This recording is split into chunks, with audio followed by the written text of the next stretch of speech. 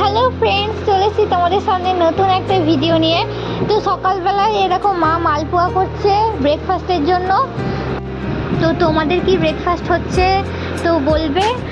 আর আমার ভিডিওটা যদি তোমাদের ভালো লেগে থাকে একটা কমেন্ট রেখে দিও প্লিজ। সঙ্গে থাকবে, সাথে থাকবে, অবশ্যই আমাকে সাথে পাবে। দেখো আমি সবজি কাটতে বসে গেছি। দুপুরে রান্না হবে পটল আলুর তরকারি করব ভাবছি। দেখো আলুগুলো ছুলে নিচ্ছি ভালো করে। তোমাদের কি লাঞ্চ হচ্ছে তো বলবে কমেন্টে।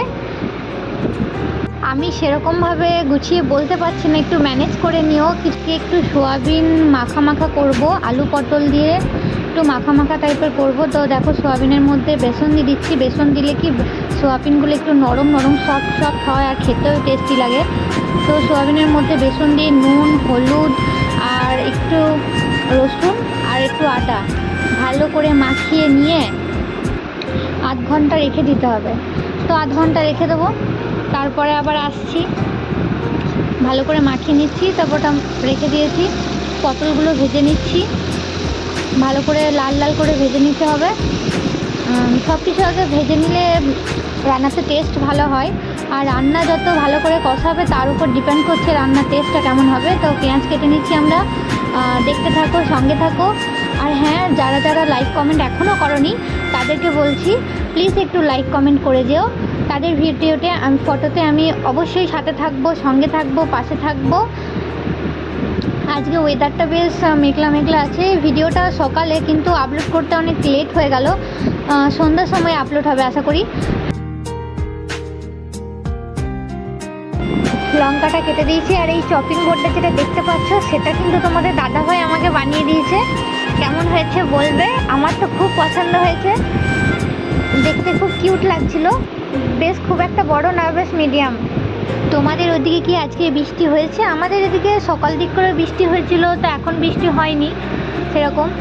সোয়াবিনগুলো দিয়ে দিলাম, ভেজে নিতে হবে লাল লাল করে।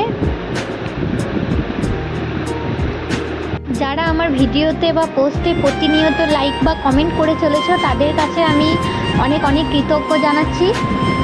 এভাবেই আমার সঙ্গে থাকবে, পাশে থাকবে বন্ধুরা, যাতে আমি আরও এগিয়ে যেতে পারি। তোমরাও আরও এগিয়ে যাও এই কামনাই করি। তুমি যদি নিজের কাছে নিজে ঠিক হও, ঠিক মনে করো, তাহলে বাকি সব বাড়তি লোক কী বললো না বললো তার কথায় কান দেওয়ার দরকার নেই। চলো রান্নার কাজে ফিরে আসি আবার। দেখো ভাজা হয়ে গেছে আমাদের ভালো করে। এবারে পেঁয়াজ আর লঙ্কাগুলো ভালো করে ভেজে নিচ্ছি। এবারে মশলা দেবো, মশলা কষবো। তো মশলা দিয়ে দিচ্ছি, হলুদ দিয়ে দিলাম, জিরে দিয়ে দিলাম, একটু ম্যাগি মশলা দিয়ে দিলাম আর ধনে গুঁড়ো দিয়ে দিলাম।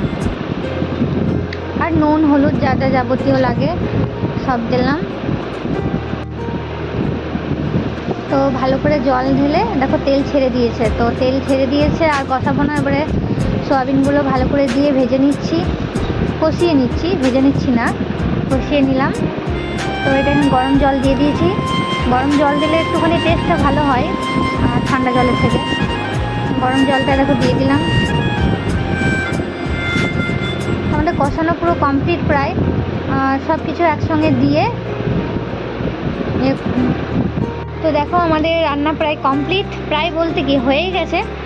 রান্না হয়ে গেল, ভাত হয়ে গেছে, ডালটা হবে, আর এই তরকারিটা আছে, আর ডিম ভেজে নেবো, তাহলেই বাস ফিনিশ। আজকের মতো এইটুকুই। দেখা হচ্ছে নেক্সট মিনি ব্লগে। তো এখনকার মতো